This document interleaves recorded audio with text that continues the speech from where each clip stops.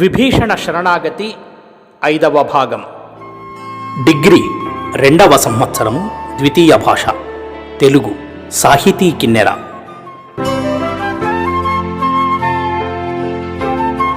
BA, BCom, BSc 2వ సంవత్సరం, 3వ సెమిస్టర్ ఆన్లైన్ క్లాసుల విద్యార్థులకు స్వాగతం.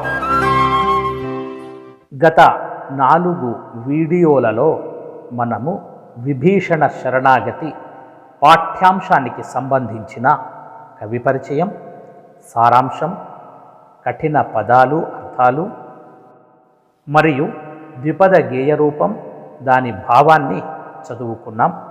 ఈ 5వ భాగంలో పాఠ్యాంశానికి సంబంధించిన ముఖ్య ప్రశ్నలను, వాటి సమాధానాలను తెలుసుకుందాం.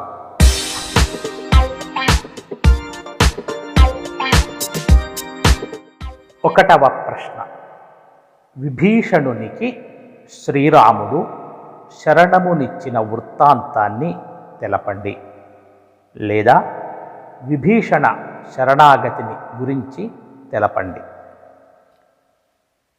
సమాధానం: విభీషణుడు రావణుని తమ్ముడు. విభీషణుడిని రావణుడు లంక నుండి తరిమివేశాడు. విభీషణుడు తన మంత్రులతో రాముని శరణును కోరడానికి రాముని దగ్గరకు వచ్చాడు. విభీషణుడిని చూసి సుగ్రీవుని మాటపై వానరులు విభీషణునిపై యుద్ధానికి సిద్ధమయ్యారు.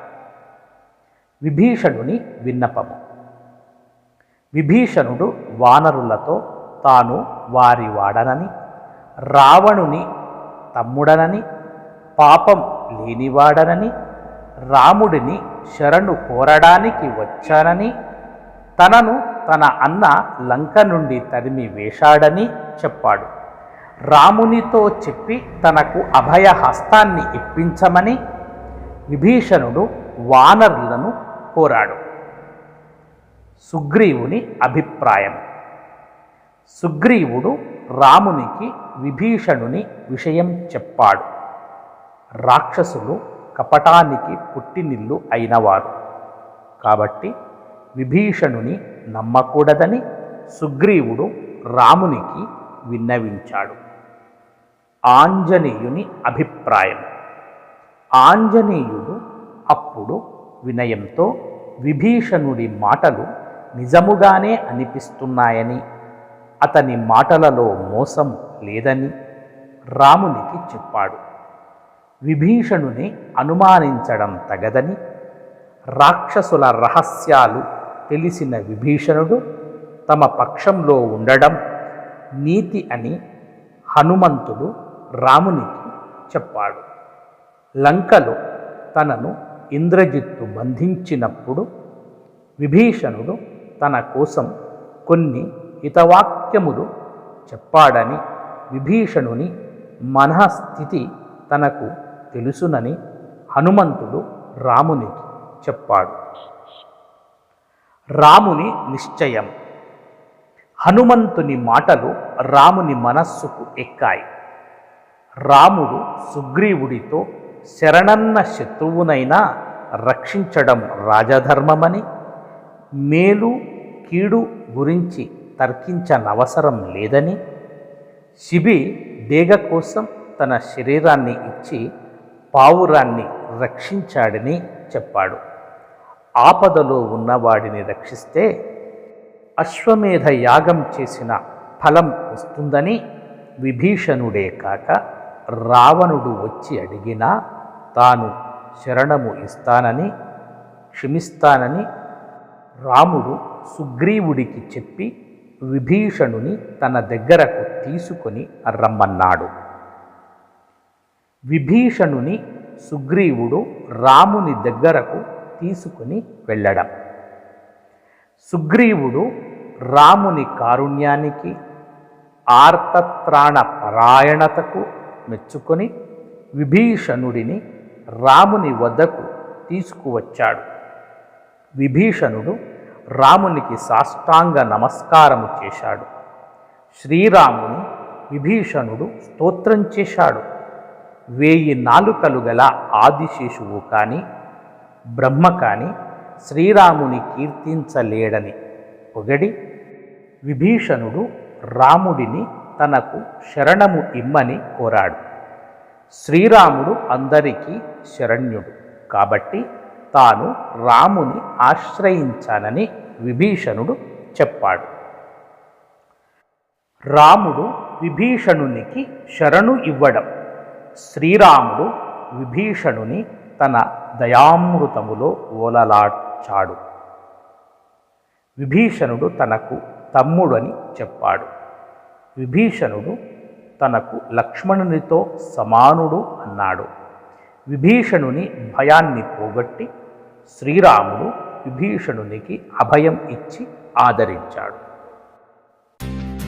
రెండవ ప్రశ్న, విభీషణునికి శరణమునివ్వడంలో సుగ్రీవ హనుమంతుల అభిప్రాయాలు ఏవి? శ్రీరాముని నిశ్చయమేది? సమాధానము: విభీషణుని రావణుడు లంక నుండి తరిమివేశాడు. విభీషణుడు తన మంత్రులతో వచ్చి తనకు రాముని నుండి అభయమును ఇప్పించమని వానరులను కోరాడు. సుగ్రీవుని అభిప్రాయం: విభీషణుని ప్రార్థనను విన్న సుగ్రీవుడు శ్రీరాముని కలిసి విభీషణుని కోరికను వెల్లడించాడు. శరణమునిచ్చే విషయంలో తన అభిప్రాయాన్ని సుగ్రీవుడు రామునికి ఇలా వివరించాడు. శ్రీరామ, నాకు చూస్తే విభీషణుడిని నమ్మకూడదని తోస్తుంది. మోసానికి రాక్షసులు పుట్టినిల్లులు. మోసం చేయడంలో రాక్షసులను మించిన వారెవరూ లేరు. రాక్షస రాజు తమ్ముడు ఎందుకు ఇక్కడకు వస్తాడు? ఈ నీచుడిని చంపాలి అని సుగ్రీవుడు చెప్పాడు.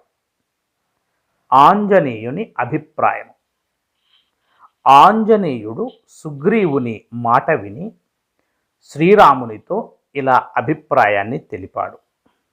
ఓ శ్రీరామ, రావణుడు పెద్ద కోపముతో తనను సభలో నుండి తరిమివేశాడని విభీషణుడు మనకు స్పష్టంగా చెప్పాడు. ఈ మాట నిజమే కావచ్చు. రావణుని సభలో ఈ విభీషణుడు మనకు అనుకూలంగా మాట్లాడితే అది సహించని రావణుడు ఇతడిని బయటకు తరిమి ఉంటాడు. అందువల్లనే ఇతడు రావణుని విడిచి ఇక్కడకు వచ్చి ఉంటాడు. ఇదంతా నిజమే, కానీ మోసము కాదు. ఈ విభీషణుడిని సందేహించడం తగదు. మోసంతో కూడిన మనస్సులు కలవారు ఏ విధంగా ఉన్నా వారి మోసము ఇట్టే తెలుస్తుంది. ఇతడి మాటలలో ఏ మాట కూడా కల్పితముగా తోచడం లేదు. అదీకాక ఈ విభీషణుడు రాక్షసుల రహస్యాలు తెలిసినవాడు. ఇతడు మన పక్షంలో ఉండడం మంచి నీతి.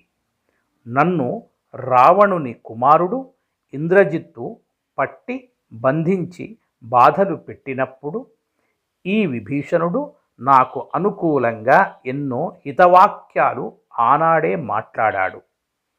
ఇతని మనఃస్థితిని గూర్చి నాకు కొంచెం తెలుసు అని హనుమంతుడు తన అభిప్రాయాన్ని రామునకు విన్నవించాడు.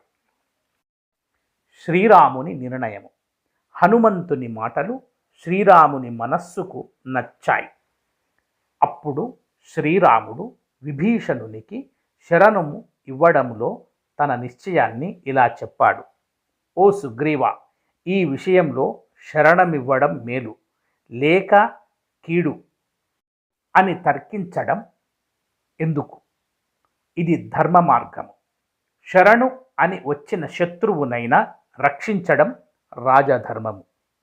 ఒక పావురాన్ని డేగ తరుముకొని రాగా పావురము శిబి యొక్క చాటున చేరింది. అప్పుడు శిబి డేగ అడిగినట్లు తన శరీర మాంసాన్ని కోసి ఇచ్చి పావురాన్ని రక్షించాడు. ఆపదలో ఉన్నవానికి శరణు ఇస్తే అశ్వమేధ యాగం చేసిన ఫలితం వస్తుంది. ఈ విభీషణుడే కాదు, చెలరేగిన ఆ రావణుడైన తన గర్వాన్ని విడిచి నన్ను శరణం కోరితే అతనిని సైతం నేను రక్షిస్తాను. ఇది మా కులము వారికి మర్యాద. నేను విభీషణునికి అభయం ఇచ్చాను. నీవు వెళ్ళి భయంతో ఉన్న విభీషణుని నా దగ్గరకు తీసుకొని రా అని రాముడు తన నిశ్చయాన్ని సుగ్రీవునికి తెలిపాడు. తర్వాతి 6వ వీడియోలో సందర్భ సహిత వ్యాఖ్యలు తెలుసుకుందాం.